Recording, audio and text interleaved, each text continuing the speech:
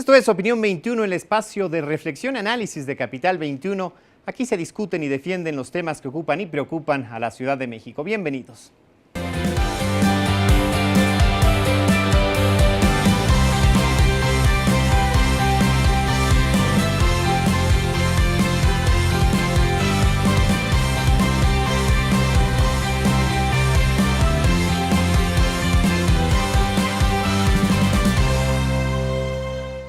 Filipinas, bajo el mando de quien el tema de esta noche aquí en Opinión 21.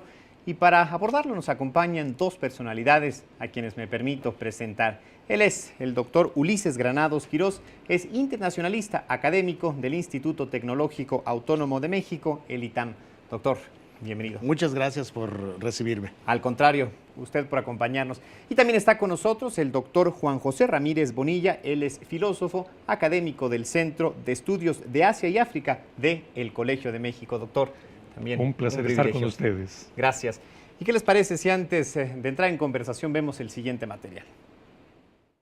Luego de resultar vencedor en las elecciones del 9 de mayo de 2016, Rodrigo Roa Duterte asumió la presidencia de Filipinas el 30 de junio del mismo año. Duterte es licenciado en Ciencias Políticas por el Liceo de la Universidad de Filipinas y titulado también en Derecho por la Facultad de Derecho de San Beda. Antes de dedicarse de lleno a la política, ejerció como abogado y fiscal. Durante 22 años fungió como alcalde de la ciudad de Davao, ganándose el sobrenombre de El Castigador por su poca tolerancia a la delincuencia. En menos de un año, el primer mandatario de esta nación asiática ha recibido críticas internacionales por la dureza de sus políticas públicas y por presuntas violaciones a los derechos humanos. El presidente aboga por un enfrentamiento feroz contra el crimen organizado y el narcotráfico, para lo cual ha recuperado la pena de muerte por ahorcamiento, misma que había sido abolida en 2006. Ante señalamientos de la Organización de las Naciones Unidas, Duterte ha amenazado con retirar a su país de este organismo. De igual manera, su administración ha marcado un distanciamiento con Estados Unidos, abogando por una nueva política exterior sin injerencia extranjera. Pues ahí parte del perfil biográfico de este hombre. Pero doctor Granados, más allá de esto, ¿quién podríamos decir que es Rodrigo Duterte? Bueno, es una persona, es un político que desde que inició su mandato en junio del año pasado ha tenido una mano muy dura. Es una personalidad muy colorida, como se ha calificado a este político.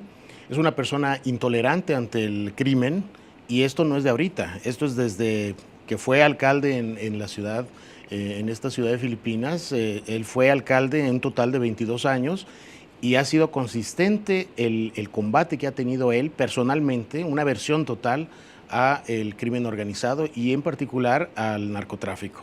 Y fue justamente esta su experiencia como alcalde de Davao, doctor, que lo lleva a la presidencia con una ventaja de 5 millones de votos. Sí, por supuesto. Hay que recordar que la ciudad de Davao es una de las capitales de las regiones de la isla de Mindanao, y la particularidad de esta región es de que desde siempre ha buscado secesionar de Filipinas a causa del movimiento moro. Y esto, junto con el narcotráfico y demás, ha creado un ambiente político muy particular en la región, lo que ha permitido el surgimiento de una figura como es Duterte. Y por supuesto el hecho de que durante este largo tiempo haya aplicado estas políticas rigurosas en contra del crimen organizado le ha dado una gran ventaja en un país donde la población, la mayoría de la población, ha estado harta con las diferenciaciones sociales, con la corrupción rampante, y por lo tanto la población ha encontrado la caja de resonancia del señor Duterte para expresar su descontento. Doctor Granados, por encima justamente de esta política de cero tolerancia, ¿cómo fue él como alcalde en estos 22 años? ¿Cómo podríamos hacer su evaluación? Bueno, es una persona que en la región donde él se formó realmente como político, como alcalde, fue una persona muy querida. obtuvo un gran porcentaje de apoyo por parte de la población. Por cuestiones jurídicas, por la ley, no podía estar más de 3 periodos consecutivos, entonces se retiraba un periodo y después volvía a regresar. Era la aceptación total por parte de la población. Un político que tenía su propio estilo de gobernar. Él pudo lograr, y hasta ahora lo ha logrado, tener una relación directa con el filipino común y corriente, con el filipino que enfrenta pobreza, corrupción, drogas, problemas sociales muy, muy graves. Durante su mandato, él pudo establecer clínicas de rehabilitación contra las drogas, tuvo mano muy dura también, y bueno, han salido una serie de escándalos. Se le culpa presuntamente de haber ordenado algunos escuadrones de la muerte, pero ha sido realmente consistente en su ataque al crimen. Y fue justamente esto, la realidad que vive Filipinas, el deseo de tenerlo como presidente. ¿Qué está pasando justamente en esta nación, doctor? Filipinas es considerado por los países vecinos como el país latino de Asia, Ajá. debido a la herencia española, Claro. por supuesto. Y bueno, la cultura filipina está permeado por todos estos reflejos burocráticos, administrativos, heredados de España. Pero uno de los problemas surgidos de esta herencia ha sido también el hecho de que la administración pública es excesivamente tolerante, y la aplicación de las políticas neoliberales durante los últimos 20-25 años han provocado, insisto, una diferenciación social muy grande, sin tener necesariamente las contrapartes de mecanismos sociales para paliar esta diferenciación social provocada por las políticas económicas que existen en otros de los países de la región. Por lo tanto, la población ha sufrido los embates de las crisis que ha vivido la región. En el 97 la crisis asiática, después en 2001 las repercusiones de la recesión estadounidense, y después el impacto de la crisis financiera de 2008-2009. Y bueno, este descontento ha sido el caldo de cultivo para que una persona con este discurso contra el crimen organizado, pero también contra la corrupción, se haga eco del descontento. ¿Es un discurso populista, como ha sido descrito, calificado en algunos medios particularmente internacionales, doctor? Probablemente. Yo lo que sí quisiera resaltar aquí es que en Filipinas, en distintos periodos de la posguerra, ha vivido con dictadores, con gente de mano muy dura. El caso probablemente más significativo haya sido el del presidente Ferdinand Marcos, que fue después depuesto en 1986, pero la población en Filipinas no es ajena a este tipo de figuras fuertes dentro de la política. Y por el otro lado, el sistema político está inmerso también en una serie de crisis internas inherentes al sistema político.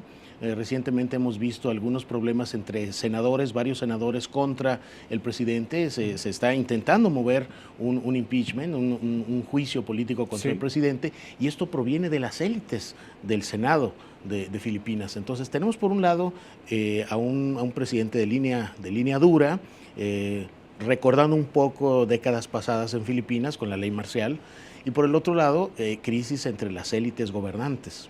Ahora, una situación particularmente de seguridad frente al crimen organizado, frente al narcotráfico, exigía una serie de medidas como las que ha decidido aplicar él. Cuando las instituciones formales son incapaces de mantener el Estado de Derecho, obviamente que la aspiración de la gente es que alguien responda de manera efectiva a los problemas cotidianos que viven. Y por supuesto, sí, la gente esperaba una mano dura, cualquiera que fuesen los medios que utilizaran. No hay que olvidar que esta situación no es privativa de Filipinas, es algo que ahora encontramos en otros contextos porque hay ya un hartazgo de la población con respecto a las clases políticas incapaces de responder a las necesidades de las poblaciones.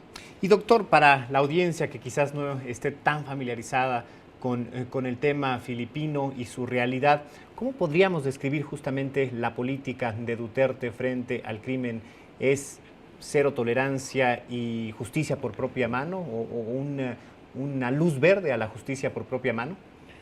Desgraciadamente los mensajes que ha mandado el presidente Duterte desde su inauguración en el mandato en junio, pero principalmente por octubre, noviembre del año pasado, han sido los de cero tolerancia. Ha sido un mensaje que realmente a mí personalmente me preocupa mucho porque Filipinas no está aislado de la comunidad internacional. Filipinas es un aliado importante de los Estados Unidos y estos mensajes de tomar la justicia por mano propia, no importa que sea el crimen organizado, no importa que sea narcotráfico, deteriora la imagen de Filipinas ante el exterior. Y justamente voy a recuperar dos frases de las que habla. Todos los que andan metidos en drogas, una descalificativa, una grosería, de verdad los voy a matar, no tengo paciencia, no tengo término medio, o me matan o yo los voy a matar, idiotas.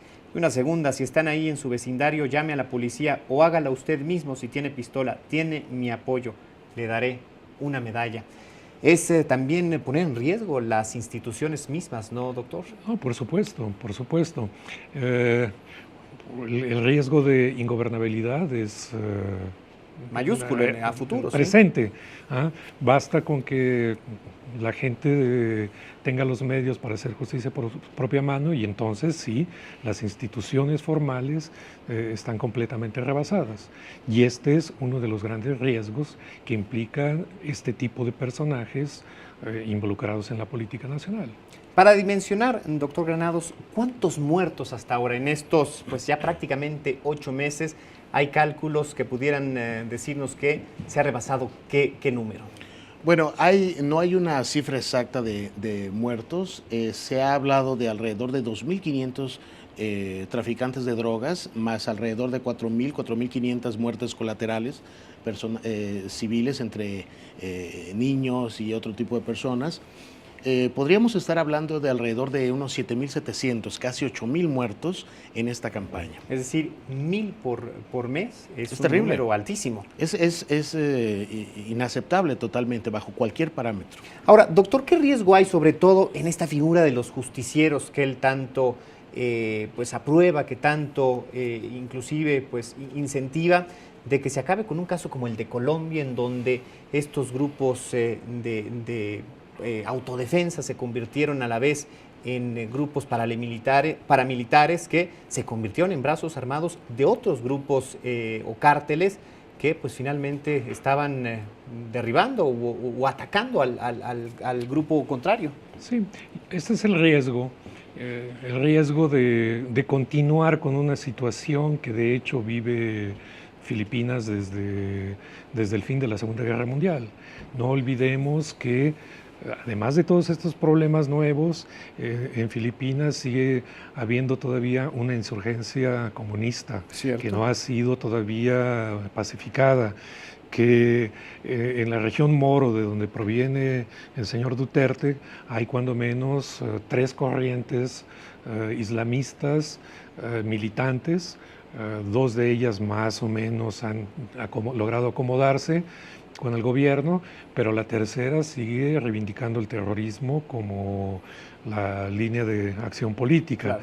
Por lo tanto, el contexto general de Filipinas es de una crisis política interna, pero también de confrontaciones con grupos que siguen en armas todavía y que esto viene a añadir un elemento nuevo de inestabilidad política que además tiene el problema de ser difuso, no tiene la personalidad política de cualquier otro movimiento, sino que es completamente difuso en la población. Y entonces el gran problema es cómo poder controlar reacciones de individuos aislados o de pequeños grupos aislados que actúan por voluntad propia. Claro. Y entonces, además, él mide con una regla de diferente medida, ¿no, doctor? Por ejemplo, a la insurgencia esta islámica, pues ha prometido todo el rigor, y quizás esta todavía comunista, una especie de perdón, inclusive de amnistía. Es decir, no hay una ley pareja para los grupos estos de insurgencia. Bueno, hasta cierto punto. Yo creo que, bueno, a mí me parece interesante, hace alrededor de 2 meses, el presidente Duterte mencionó la posibilidad de crear algún tipo de proyecto, algún tipo de propuesta para autonomía, algún grado de autonomía a la zona de Mindanao. Esa es una preocupación permanente en la década de los 60, 70 y 80 particularmente, de alguna forma tratar de desactivar los movimientos de resistencia y de autonomía, pero con vías más radicales, con vías a la posible independencia. Con el movimiento comunista sí tiene, al parecer, a mí me parece que tiene un poco de más cautela para tratar estos grupos, por naturaleza suelen ser un poquito, no se sabe cómo van a reaccionar. Pero a mí me da la impresión de que el presidente Duterte trata de mantener en línea general una estabilidad social, lo más que se pueda, pero el narcotráfico es algo que carcome la sociedad y es visible, ¿no? Entonces, al mismo tiempo que él crea programas de rehabilitación, y sí, de forma muy demagógica, él dice que él va a ofrecer dinero a las personas que se comprometan con él a dejar las drogas y a entrar en un programa de rehabilitación, pero al mismo tiempo, mano dura. Con los otros problemas sociales, insurgencia comunista, insurgencia musulmana radical, no creo que todavía no queda muy claro la política del presidente. Y son decenas de miles los adictos que se han ido a entregar, vamos a decirlo así como él lo nombra, ¿no, doctor? ¿Esto es por miedo o justamente para hacer uso, aprovechar estas políticas de supuesto apoyo? Yo creo que son las dos cosas combinadas, ¿no? Miedo, obviamente, cualquiera lo puede tener en las circunstancias actuales de Filipinas y por supuesto también es una posible salida para continuar beneficiando de los apoyos que ofrece el gobierno para una salida. Y yo creo que sería una combinación de ambos mecanismos. Rescato también esta frase: Hitler masacró a 3 millones de judíos, que después la comunidad, pues además de indignarse, obviamente, corregiría esta cifra. No fueron 3, sino 6 los del Holocausto. Hay 3 millones de adictos a las drogas, los hay. Estaría contento de masacrarlos. No solamente la criminalización de estos adictos, que las políticas públicas, las políticas de salud nos hablan hoy de enfermedad y no de criminalización, doctor, y justamente hablar de esto. ¿Cómo entenderlo y cómo atenderlo? Es muy difícil entender este tipo de declaraciones, son declaraciones populistas, pero también están muy metidas en la personalidad del presidente Duterte. Es una persona que no tiene pelos en la lengua, de la misma forma insulta al ahora expresidente Barack Obama, puede insultar al Papa, puede insultar al embajador de algún país europeo en Filipinas, al embajador de Estados Unidos en Filipinas por su supuesta o no orientación sexual. ¿Sí? No tiene el más mínimo recato en expresar lo que él siente. Y tiene una forma bastante, poco diplomática, quisiera decirlo, ¿no?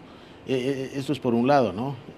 Pero yo creo que estas declaraciones que hizo, equiparando la masacre de los judíos durante el Holocausto, esto sí fue un punto que realmente levantó muchas protestas en Estados Unidos. La Liga Antidifamatoria pegó el grito en el cielo, y con justa razón. No es posible que en pleno siglo XXI esté apareciendo este tipo de declaraciones. Doctores, debemos de hacer una pausa, pero los invito a que nos acompañen, y a usted a que se sume a esta conversación. Puede hacerlo a través de las redes sociales. Recuerde, por Twitter en @capital_21, utilizando el hashtag opinión21. También puede llamarnos por teléfono. Esperamos su opinión. Volvemos a hablar justamente de la ambivalencia entre la aprobación y la reprobación de este líder filipino.